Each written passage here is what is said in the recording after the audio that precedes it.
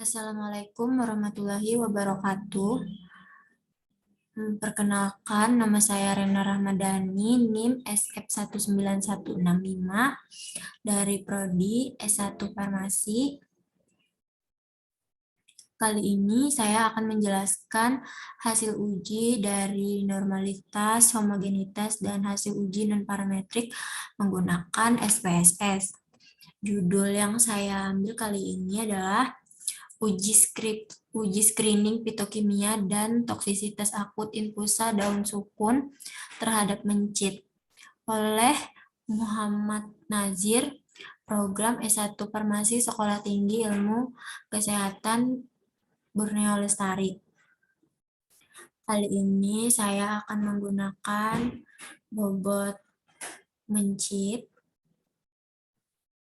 yang tidak diberikan perlakuan dan yang diberikan perlakuan. Adapun rumusan masalahnya adalah yang pertama, apa saja kandungan senyawa kimia yang terdapat pada infusa daun sukun? Yang B, berapakah LD50 infusa daun sukun? Yang C, berapakah kategori berdasarkan OECD? Tujuan dari penelitiannya yaitu yang pertama, untuk mengetahui kandungan senyawa kimia yang terdapat pada infusa daun sukun. B, untuk mengetahui LD50 infusa daun sukun pada mencit galur DDY dengan uji toksisitas. C, untuk mengetahui kategori berdasarkan OECD. Adapun hipotesisnya, infusa daun sukun memiliki kandungan senyawa kimia dan memiliki daya toksik akut dalam dosis tinggi berdasarkan LD50 pada mencit galur DDY.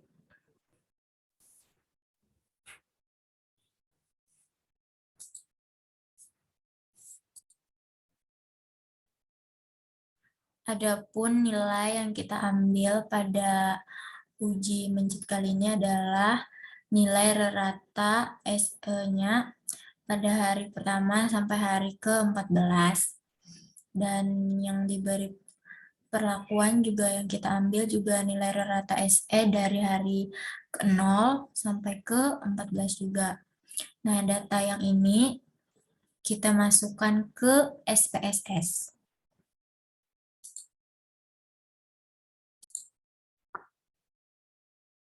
Setelah masuk dalam aplikasi SPSS, kita lihat di variabel view-nya. Yang pertama, pada kolom nama, kita beri kelompok perlakuan.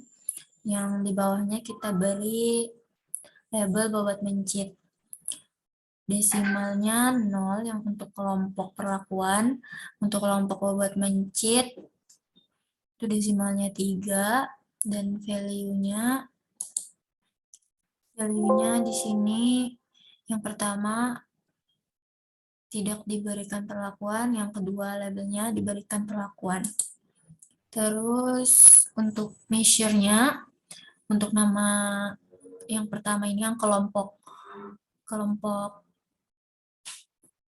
perlakuan itu labelnya ordinal dan bobot mencit itu scale.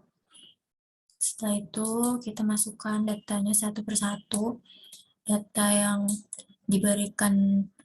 tidak diberikan perlakuan pada hari ke-0 sampai hari ke-14, dan data yang diberikan perlakuan dari hari ke-0 sampai hari ke-14 pula.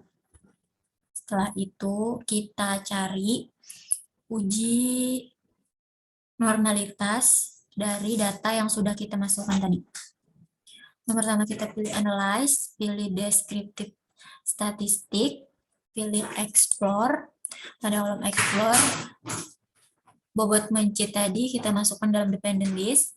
Terus untuk kelompok perlakuan kita masukkan ke factor list. Pada kolom plot kita pilih normality plot with test. Setelah itu klik continue. Setelah itu klik OK.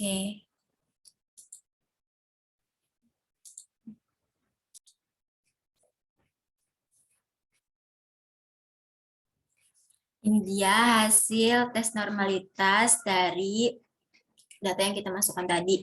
Bisa dilihat pada uji normalitas bagian Shapiro-Wilk Data pada bobot mencit yang tidak diberikan perlakuan itu kurang dari 0,05 yang artinya data tidak normal. Hanya data 0,05.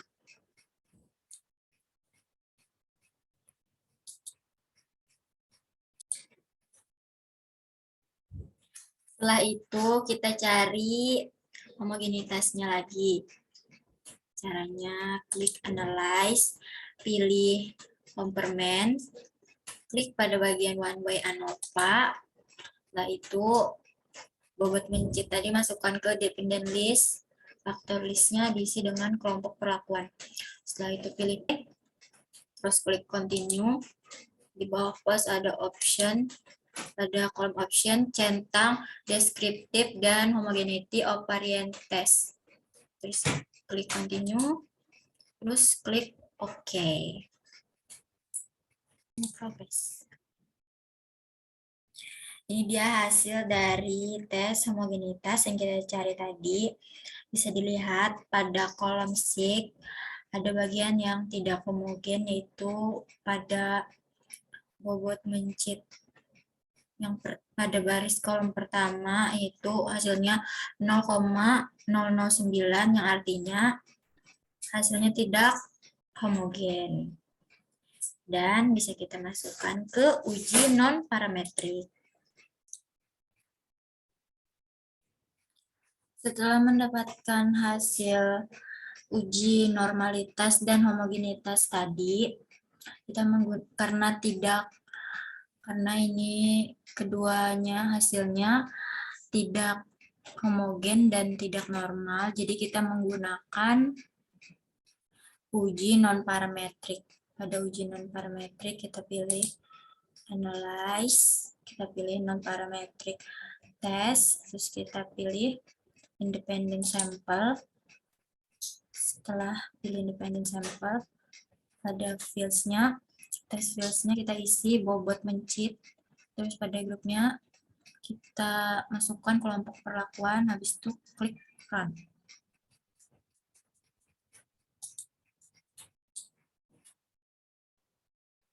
Ini dia hasil dari uji non-parametric test yang kita masukkan tadi menggunakan independent sample test. Mengapa menggunakan independent sample test? Uji ini dilakukan untuk mengetahui ada atau tidaknya perbedaan rata-rata antara dua kelompok sampel yang tidak berhubungan. Jika ada perbedaan, rata-rata manakah yang lebih tinggi? Nah, dari hasil ini, karena hasil yang normalitasnya tidak normal dan hasil homogenitasnya tidak homogen, maka yang diambil adalah pada uji normalitas diambil data bobot mencit yang tidak terdistribusi normal. Pada uji homogenitas diambil dari data bobot mencit yang tidak terdistribusi normal. Artinya ini hipotesisnya tidak diterima atau ditolak.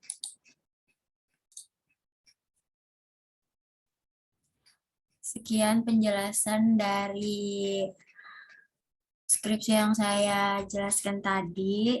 Kurang dan lebihnya mohon maaf. Wassalamualaikum warahmatullahi wabarakatuh.